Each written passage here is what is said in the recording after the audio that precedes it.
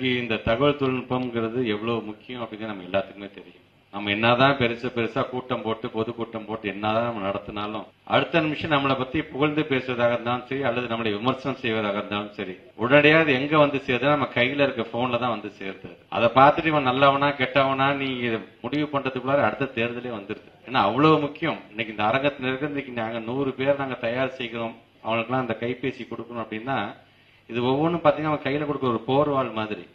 ஆக அதை நல்ல விதத்தில் அதை பயன்படுத்தும் பொழுது ஒரு தேர்தலே மாற்றக்கூடிய மக்களுடைய மனநிலையை மாற்றக்கூடிய நம்ம ஒண்ணும் இல்லாத பொருள் சொல்ல போறது இல்ல, செஞ்ச சாதனையை சொல்றதுக்கு நம்ம அவ்வளவு மெனக்கட வேண்டியதா இருக்கு நமக்கு.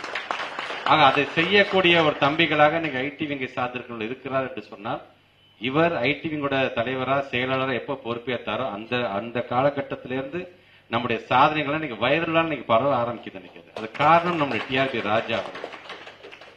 இன்றைக்கு முத்தமிழர் கலைஞர் இன்னைக்கு நம்முடைய மாண்புமிகு இந்திய நாட்டினுடைய பிரதமர் திமுக அழிப்பேன்லாம் பேசும் பொழுது இன்னைக்கு நமக்கு எது தெரியுமா கை கொடுக்குது? அன்றைக்கு முத்தமிழர் கலைஞர் சொன்னாரு, என்னை எவனாலும் அழிக்க முடியாது அப்படின்னு ஒரு பார்த்திருப்பீங்க நீங்க எல்லாருமே. நான் அடிச்சா நீங்க தாங்க மாட்டேன் அப்படின்னு சொல்லுவாரு. அதை இன்னைக்கு நம்ம கலைஞருடைய அந்த வார்த்தைகள் அந்த வீடியோ இன்னைக்கு வைரலா பரப்புறோம் பாத்தீங்களா? நாம புதுசாலாம் பேசுறது தெரியல, கலைஞர் இன்னைக்கும் கலைஞர் நமக்காக பேசிட்டு இருக்காரு. அதை கொண்டு சேர்க்கிறது யாருன்னு பாத்தீங்கன்னா இந்த ஐடி விங் தான் அதை கொண்டு போய் சேர்க்கிறாரு. தமிழை பத்தி ஏதாச்சும் சொன்னாங்க, தமிழ் வெல்லும்னு கலைஞருடைய அந்த ஹேண்ட் ரைட்டிங்ல இருக்கு பாத்தீங்கன்னா, அதை நம்ம போட்டா போதும், அது வைரலா பரவுது. ரீல்ஸ் மூலமா கலைஞர் பேசின ஒவ்வொரு கவிதைகளாக இருந்தாலும் சரி, குறிப்பான அது தீப்பொறி பறக்கின்ற அந்த வசனமாக இருந்த உடனே ரீல்ஸ்ல கொண்டு போய் சேர்க்கிறோம்.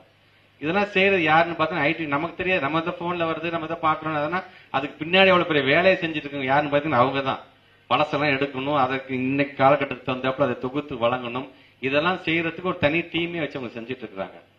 முத்தமிழர் கலைஞர் மட்டும் தான் சாதாரண மனிதனா? அவர் கைப்பட எழுதி அதை பத்திரிகையாக ஒவ்வொரு வீதியாக போய் கொடுத்தவர். அதன் பிறகு முரசொலிங்கிற ஒரு பத்திரிகையை நடத்தினார். வசனம் மூலமாக படத்தின் மூலமாக பல்வேறு கருத்துக்களை பகுத்தறிவு கருத்துக்களை கொண்டு போய் சேர்த்தவர் கலைஞர். இதெல்லாம் ஒரு காலம் அப்படி இந்த ட்ரெண்ட் மாற பேஸ்புக்னு வருது. பேஸ்புக்கையும் சும்மா விட்டார் அவரு. பேஸ்புக்ல இன்னைக்கு இறங்கி அவர் பல்வேறு கருத்துக்களை சொல்லி இன்னைக்கு அவர் இல்லை என்று சொன்னாலும் நமக்கு அது ஒரு ஆவணமாக இன்னைக்கு இருக்கிறது என்று சொன்னால் அவருடைய கருத்துக்கள் நீங்க அழியாம பார்த்துக் கொள்கின்ற ஒரு மீடியமாக இன்னைக்கு இந்த சோசியல் மீடியா இன்னைக்கு இருந்து கொண்டிருக்கின்றது. ஆக அந்த இடத்துலதான் இன்றைக்கு செயலாளராக நம்முடைய மாண்புமிகு தமிழ்நாட்டு முதலமைச்சர் அவர்களால் இன்னைக்கு நம்முடைய டிஆர்பி ராஜா அவர்கள் இந்த ஐடி விங்குக்கு செயலாளராக இன்னைக்கு வந்திருக்கிறார்.